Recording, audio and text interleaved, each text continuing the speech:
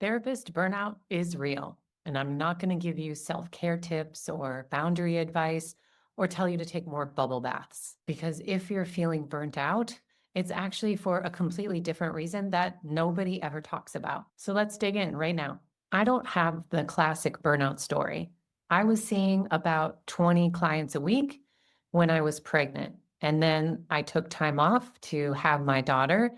And when I started to come back slowly, I made a deliberate choice not to rebuild my one-on-one practice. I already knew where that road would lead, and I wanted to choose a different path before burnout came. And honestly, the reason I chose it is because I wanted more time with my daughter. The one-on-one model isn't set up for quality time and spaciousness in your schedule. Now that I'm getting older, I would also choose a different path because I just don't have as much energy and vitality. And what I do have is really precious to me. So when I was young and I felt like I could burn the candle at both ends, I don't feel that anymore. So the one-on-one model really doesn't fit with the energy level and physicality of where I'm at right now either. Another reason the one-on-one model might not fit for you is because you've noticed it has an income ceiling. There's only one of you, and there's only so many hours you can see people in a day before you just completely lose your mind.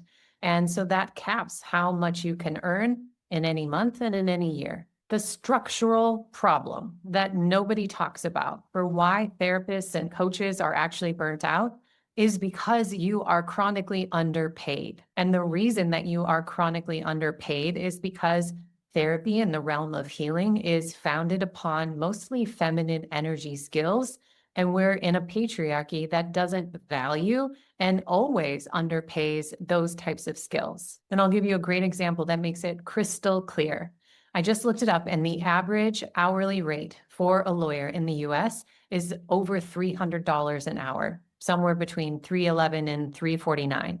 So I want you to imagine your current client load right now and think about how different it would feel if you were making 325 per hour.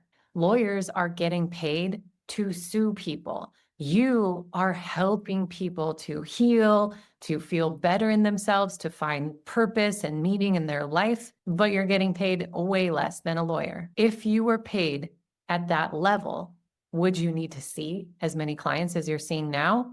And would you feel burnt out right now? This shows you that it's not about having better boundaries or taking more bubble baths. This is a structural problem. And I'm not saying it just to depress you or so that we all rally together to like bring down the man. There's another option. But before we go there, we have to agree that the one-on-one model is designed within a system that wants to benefit from you giving as much as you can, but paying you as little as possible while keeping you in the game. Honestly, it's your compassionate heart and probably a little bit of a tendency to overgive that keeps you in the work, even if it doesn't pay as well as so many other fields that honestly have a lot less value when it comes to humanity. We don't need to raise up arms and riot against the patriarchy, and we don't need to shrink down and just be like, well, yeah, I just don't get paid very well for this. There's actually a third solution that is much better. What I did and what I now teach other therapists to do is to run creative art groups instead. Groups do so many things for you. Number one, they actually amplify your healing impact. You can help more people with less of your time, but it also amplifies your income. You can earn more money with less time when you run groups. And when done correctly, group work takes so much less of your chi. It's almost ironic to me how true this is. But when I'm working with somebody one-on-one, I'm completely attuned to them. I'm reading body language. I'm listening to the words they're saying. I'm listening for the things underneath the words. And then I'm adapting how I will approach that person based upon what they're saying. That takes a lot of energy and a lot of chi. And you could run a group where you're doing the same thing, but just with more people. I do not recommend that at all. In fact, that's sort of the model for process groups. And I always disliked process groups. Number one, because it feels pretty stagnant to just have everybody talk about whatever's up for them in that moment. But also, it's so much work for the therapist, never knowing what's going to arise in any situation. The key with creative groups is number one, you're offering something unique and different that helps you stand out in the market so that your groups actually fill. And number two, you need to invite people into a structure so that the structure and the experience is what holds them. Then it's no longer your energy doing all the work in the attunement. It happens within the structure and then within the art itself. The way that it feels to me is like I'm the conductor of an orchestra. So I'm helping people to direct their experience. First, we're going to do this. Now you're going to talk to each other. Then you're going to do this.